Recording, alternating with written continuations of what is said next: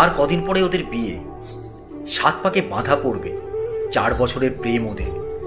একসাথে থাকার গাঁটছড়া বেঁধে শুরু করবে নতুন জীবন। 2 মন যখন মিলে যায় তখন কে আটকায় বলুন তো? ছেলেটির বাড়িতে একটু আপত্তি করেছিল।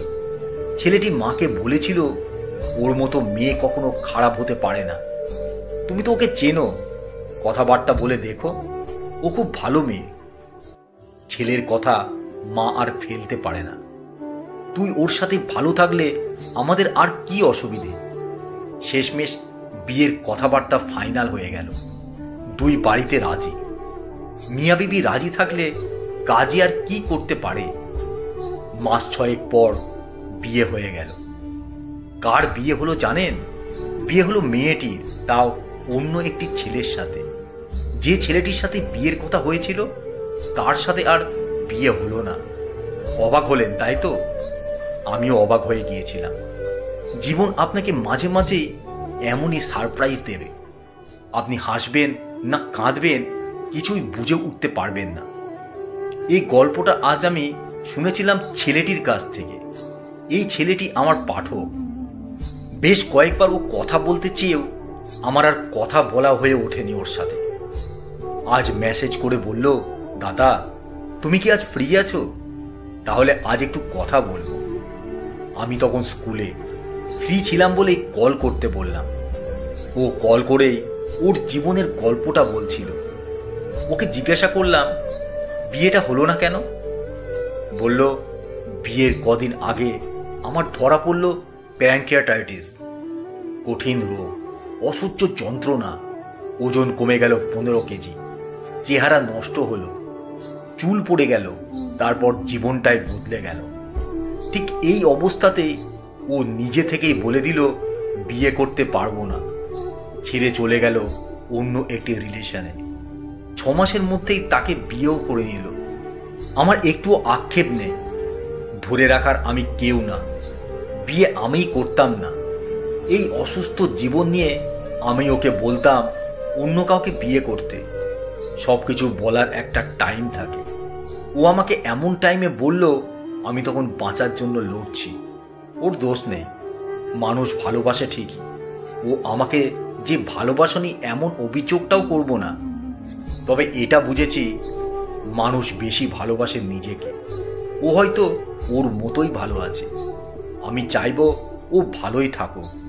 বুঝলাম নিজের জীবন, নিজের লড়াই। অনেক বন্ধুও ছিল, তারাও অনেক দূরে চলে গেল। কথাগুলো শুনে কেন জানি না বুকের ভিতরটা হু হু করছিল। জিজ্ঞেস করলাম, এখন কেমন আছো? 2 বছর হয়ে গেল, আগের থেকে ভালো আছি, মোটামুটি সুস্থ। তবে বাড়ির বাইরে আছি কাজের সূত্রে। আমার খাবার দাবার সব আলাদা, সব সিদ্ধ খেতে হয়। কত বিধিনিষেধ, অথচ খাবার দাবার ব্যাপারে কত কি খেতে পছন্দ করতাম। প্রথম খেতে পারতাম না, এখন অভ্যাস হয়ে গেছে। বাইরে আছি, কাজ করছি, টাকাও তো দরকার। টাকা থাকলেই এই জীবনটা বাঁচবে। জানো দাদা, কারো সাথে কথা হয় না আর।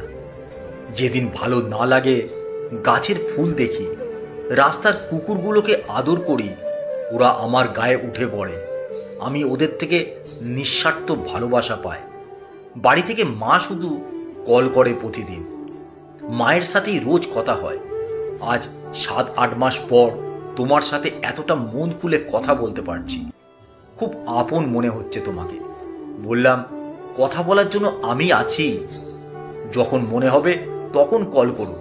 একাকিত্ব বড় ভয়ঙ্কর। একজন ভালো বন্ধু হিসেবে, দাদা হিসেবে আমাকে ভাবতে পারো। মনে রেখো, জীবন একটা যুদ্ধ। আমরা সকলেই যোদ্ধা। এখনো অনেক কিছু করার বাকি। লড়তেই হবে, এগোতেই হবে। নিজেকে যে ভালো রাখতে হবে। আমার কথায় খুব খুশি হলো ও।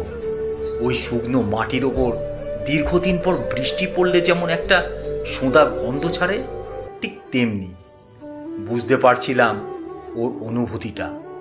আমার সামান্য কথায় ও যদি মনের জোর পায়, আমি কথা বলতে রাজি। ফোনটা রাখার পর মনটা যেন কেমন করছিল। জানি না জীবন এমন কেন। এদিকে সামান্য কিছু হারিয়ে আমরা কত হা হুতাশ করি।